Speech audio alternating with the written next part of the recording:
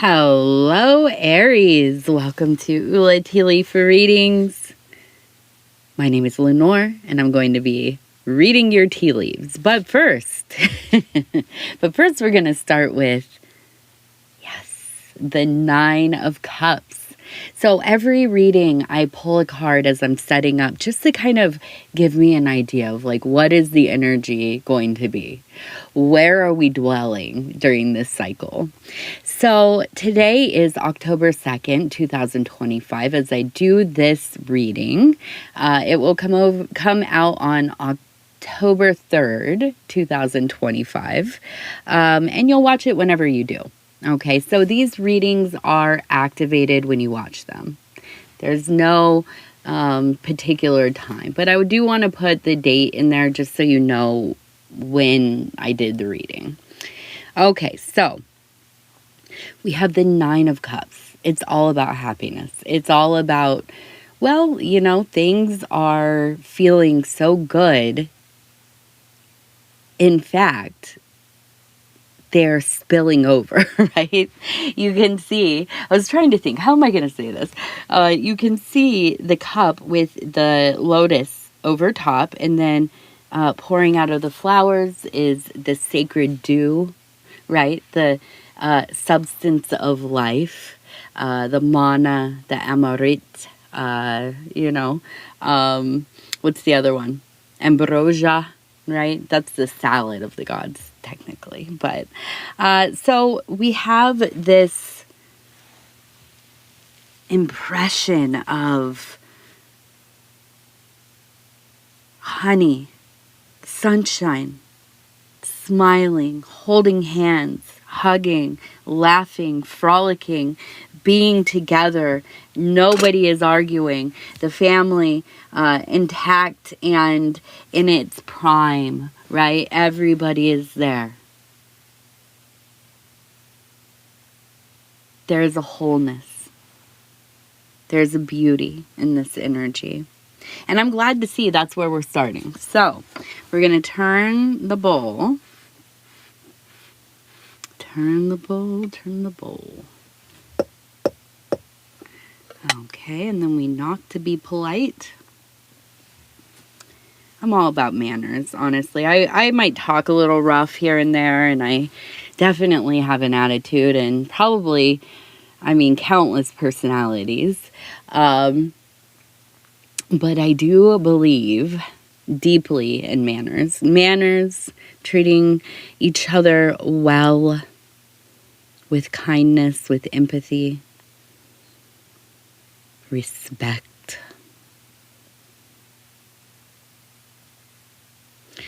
All right, so let's see what's going on here. It feels to me that you have a series of visitations. Now, this is not human. This feels like an apparition. Now, I'm saying this because I see a person here, and I'm guessing that this is you.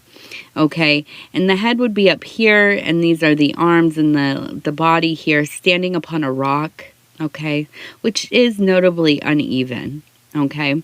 Now, we have this person right here. You can see the head, the eye, the mouth, the arm extended downwards as if helping or reaching out. Now we have the leg here, and above we have the heart above the head, another heart, and this one looks like maybe like a jet, a plane of some kind.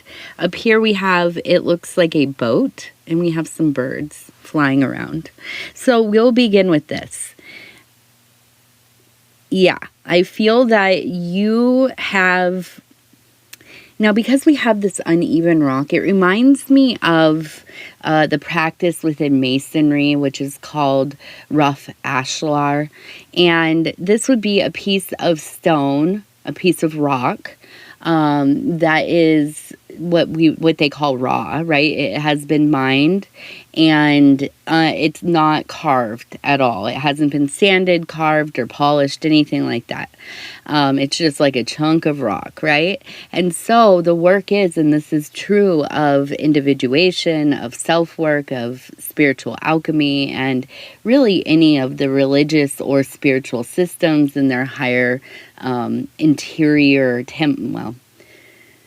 in their higher practices, right? The initiated practices. The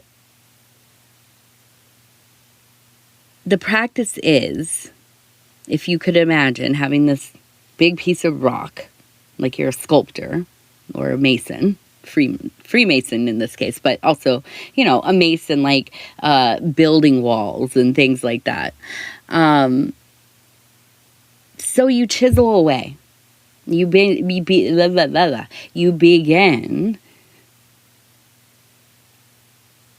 to chisel away at the imperfection. You begin to sculpt to create the perfect square cube. And as the work continues and goes on, it becomes more and more refined. And so does the man, the woman, the masculine, the feminine. And as you do the work and you go deeper, you begin to know your many selves. You begin to commune with them. They become so familiar to you that they integrate. Now, we won't go deeply into the Jungian modality, but I do see that as you are doing this interior work, whatever that looks like, as you are bettering yourself, and that's really what it feels like, bettering yourself. You have created space within your life, and maybe intentionally called forth this intelligence, this thing that has been visiting you. And I think that you know it well through dreams, visions, meditation, magical work. Maybe you're an artist. Maybe there's a particular form that keeps showing itself in your work. But you know it well. And it's not something that anybody else knows about. This isn't something that you go around telling people. This isn't something that, you use for, little party story conversations, this thing that stands at the end of my bed and, recites poetry to me in an alien language, something like that, I would tell people about that at a dinner party. But I think this is one that is so sacred and also so subtle in ways. And it's probably been with you for so long that you don't really remember a time where you weren't communing with it.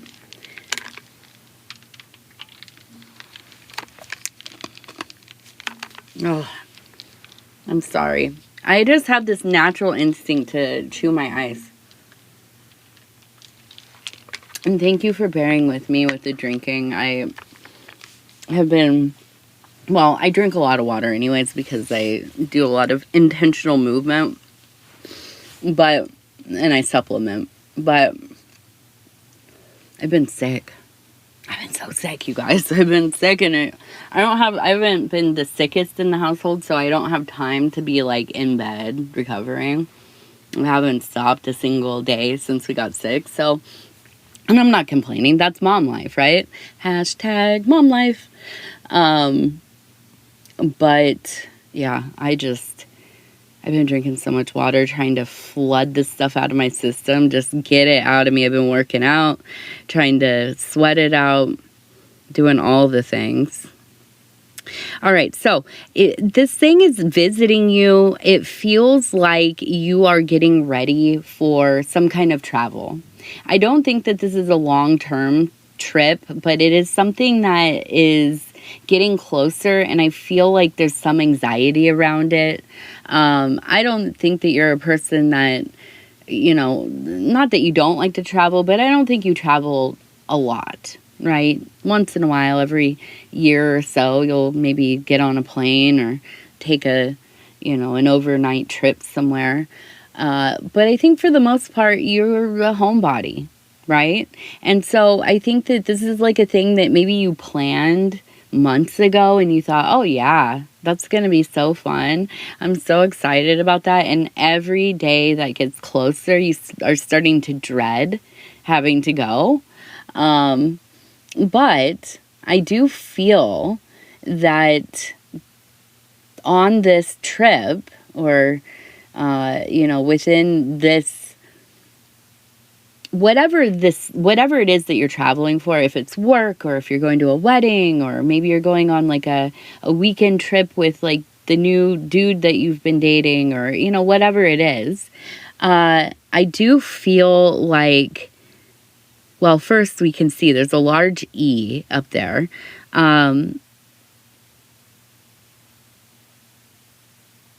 How do I say this? I feel like there's like a situation of love. Okay. Now, we have the camel right here. We also have up here a person riding on a horse that is going super fast. Okay. We also have, it looks like the desert, kind of, like what are those called? The plateaus, I guess. I don't know. The big tall mesas. And up here we have, it looks like a goose, and we have a snake.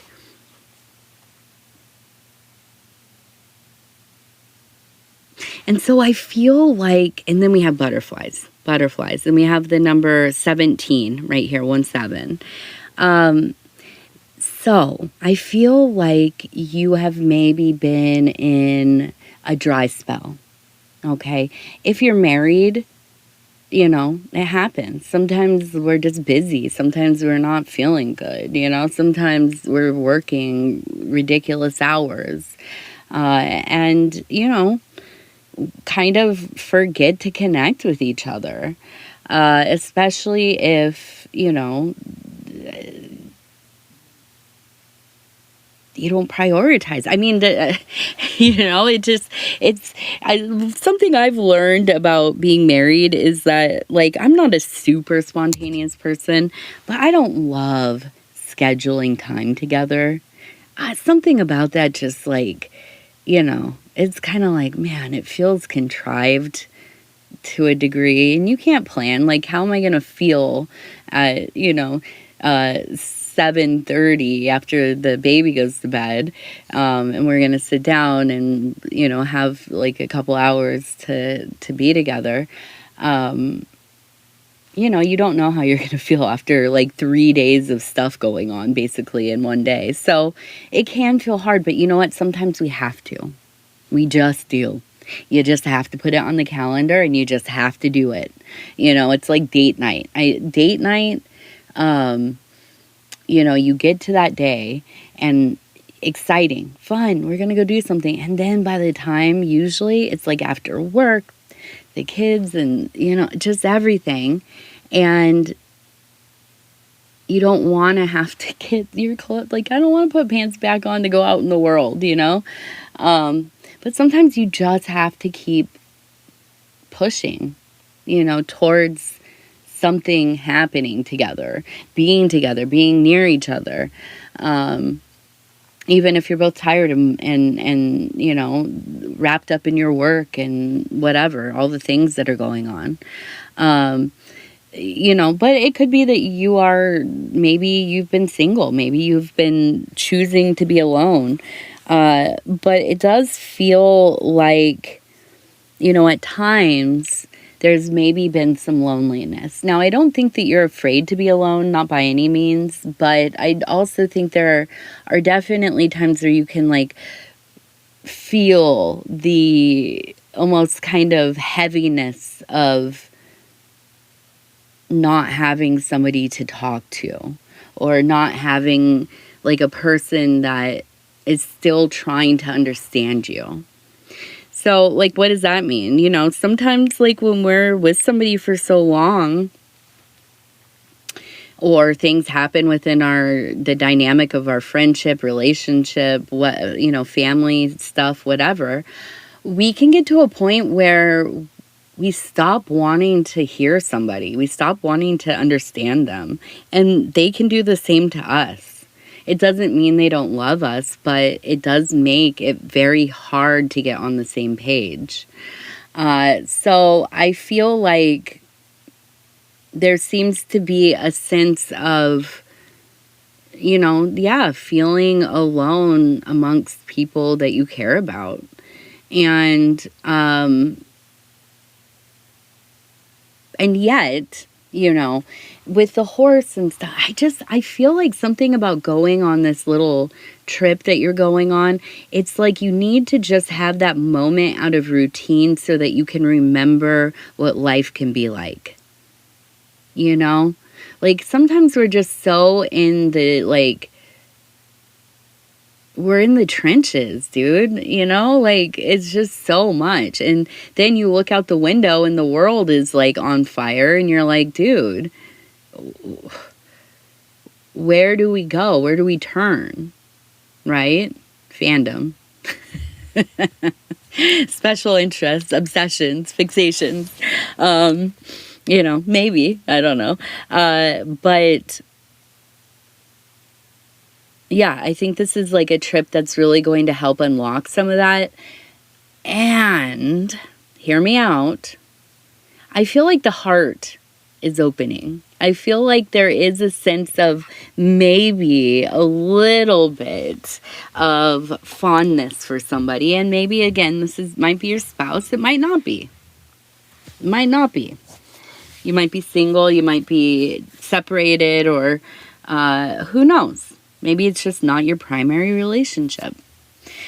Let's see. We have also the number 53. We have a keyhole, and we have what looks like a tooth with the root.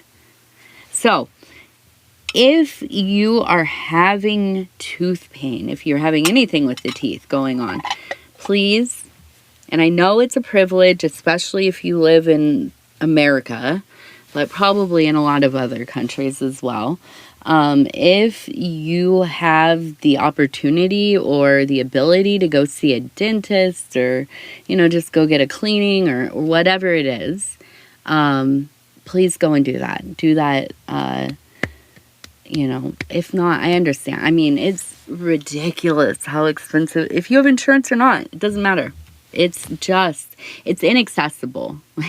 I mean, it's just, I don't even, you know, God help anybody that has teeth problems or gum problems or anything like that. But look out for that. Okay. I'm not looking at this in a symbolic way. I feel like it's something with the mouth, the teeth. There's some discomfort there for sure. I'm going to ask the oracle cards. We're going to talk about what's the next few days going to be like? What do we have going for Aries? All right. Here we go. And this is the Oracle of the Radiant Sun deck.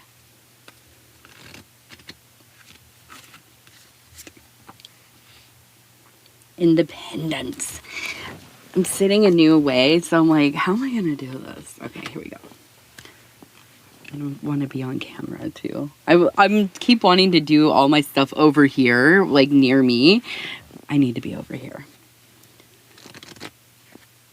Okay. And this one is resourcefulness. So we have independence, resourcefulness, and we're going to do innovation. Okay, so we are, oh, look at that. It flopped over onto the other ring. We'll do a ring within a ring. Okay, so we're definitely going through a period of time where I feel like you are putting something together that's probably going to make some kind of money. You're resourceful. You can get the materials, the things lined up, the time, the money, the whatever it is, help if you need it. And you're doing this by yourself because we do have that, super independent energy. So that makes sense to me as being an Aries. Now, what is going to be going on here? Because this seems kind of important. Extremism. Flirtation. Okay, so what is with the extremism? Now with the flirtation, I almost wonder if there's a sense of like being distracted, you know, like you're getting into this season of the lover, right? And I almost wonder if it's kind of almost like obsessive, maybe good obsessive, maybe causing some problems, right? Like I get it. I'm a romantic. I've lost more than one job or quit more than one job because I did not want to leave my bed, right? So,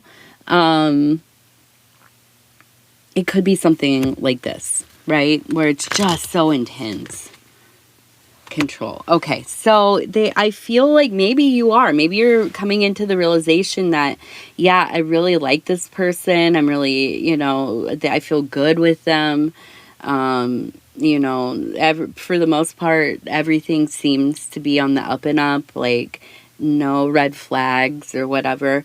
And here we're starting to see the some of the things coming to the surface where there could be moments of like extreme jealousy, controlling behavior, not trusting you, feeling too familiar, thinking that like you need to be telling them all about your life, and let me just say, within even marriages, right? And well, actually, I would say especially marriages, I'm of the belief that everybody needs to remain autonomous, right? We're all our own people. Although, I do have like kind of a codependent style as well. Now, not to the point where it's like, toxic, I would say, but yeah, I mean, I like to hang out with I want to be with somebody who wants to be with me all the time. I want to be with somebody who, wants to have a family, have a business with me. We work at home together. We hang out together. We're into the same kind of stuff. We have our own secret world together, jokes, and that's all I want. That's all I want. It looks codependent because we're always together. We do everything. Where we go, everywhere we go, we're together, whatever. But that's okay, right? Sometimes we just need to find our style of existing that works for us. And so I don't know if this is like a bad thing. Maybe, I don't know. Maybe you are somebody maybe you're the controlling one. Maybe you have, some kind of pleasure from being controlled or controlling somebody. And we're not going to go down that route of conversation, but, not every relationship is the standard, two people meet, they're equals and they do everything equally and everybody treats each other with, perfect manners and respect. That's not really, I don't know anybody that has that going for them, but so it could be anything. Although I have to say, and I do want to clarify a little bit here, and actually let's use the tarot. I'm kind of doing this one a little bit like how I do my bonus ones. Okay, I've been practicing the format of those, so we're just gonna pick one card here, just to kind of Princess of Wands. Okay, so it is, I feel like a sense of exploring your passions to some degree. So this might actually be kind of a thing that you didn't realize that you kind of like, or, at least you're kind of curious about what this might be like. Now I'm not saying to the extremes of, whatever, the whole lifestyle or whatever, but I do feel like maybe you are somebody that doesn't mind being super transparent and super up in each other's business and all of that kind of stuff. And you might have a partner that is the same way. And when you can match energy like that, I don't think it's a terrible thing. As long as it's not like, somebody's controlling you and watching everything you do and, terrorizing you or whatever. Okay, now we're going to see a little bit more seduction. Revenge. Ooh, we got a little dramas coming up too. And harmony. Okay, so it feels like there's old business, right? And it's right in the middle. So I feel like you're like in this place of like being super sensual, in love, fully in that lover mode, right? But also in that harmonious establishing your garden, you know, kind of blissfully experiencing life with a little bit of ease, and you're all hopped up on the dopamine and serotonin and all that stuff. But then, you know, in there is that thing, that sharp thing, and it is like whatever happened, there's a want for revenge. So if this relationship begins because of, you know, maybe you're like want to make your ex jealous, or you want to show everybody like, see, I moved on, or, you know, I can pull a baddie, you know. But it's about proving a point. It's about getting revenge. And so you know, if that's the case, this needs to be resolved if you want this relationship to have any kind of longevity or substance, because, you know, you cannot establish something with somebody because you want to get back at another person. I mean, you can, but why? Why would you do that? That's just, it doesn't make sense. It's like, you know, that meme where the person's riding the bike and they put the stick in their own spoke and flip over the top, and then, you know, it's like, oh, what happened?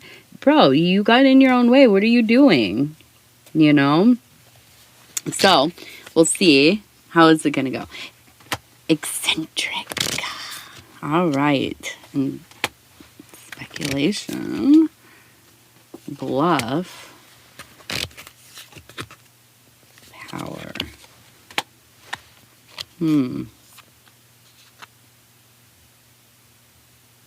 So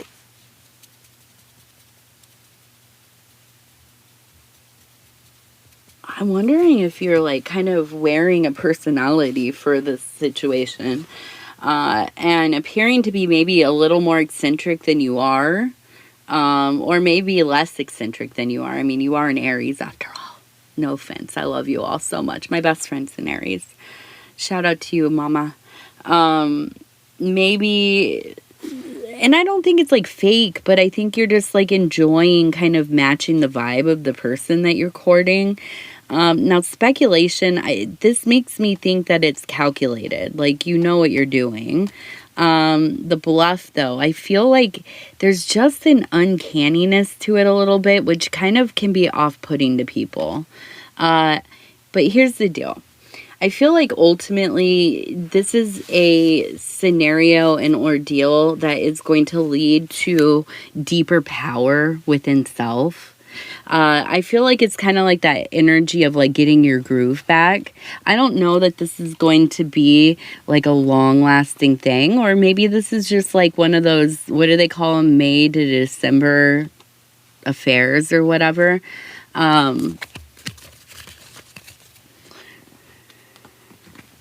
Which I'm thinking of the Woody Allen movie. I really am so upset that I cannot like that dude anymore. Like, I love that type of movie. I love the format of a Woody Allen movie. Just walking and talking. Complaining. Like, I'm such a great complainer. I would win the Olympics at complaining. But can't do it anymore. Thanks a lot, dude, you icky. So, anyways, I feel there is just a sense of almost kind of play in all of this.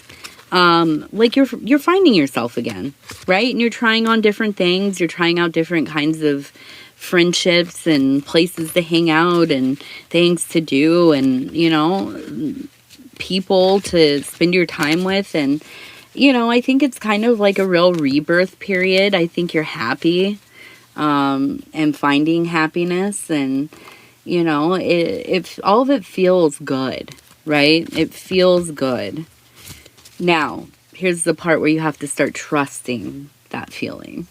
I know, that's the hard work, Aries. It doesn't come easily. Okay, our first number is 13,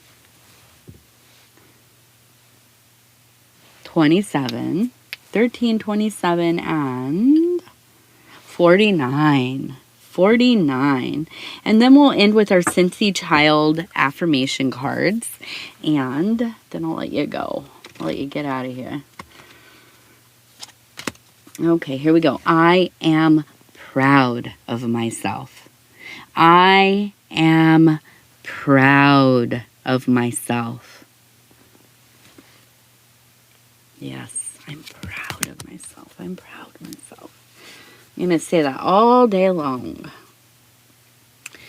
All right, Aries, I love you. Thank you for being here. If you want to like, subscribe, or leave a comment, I would love to hear from you. Other than that, again, I'll say I love you. Take care. We'll talk soon. Good night.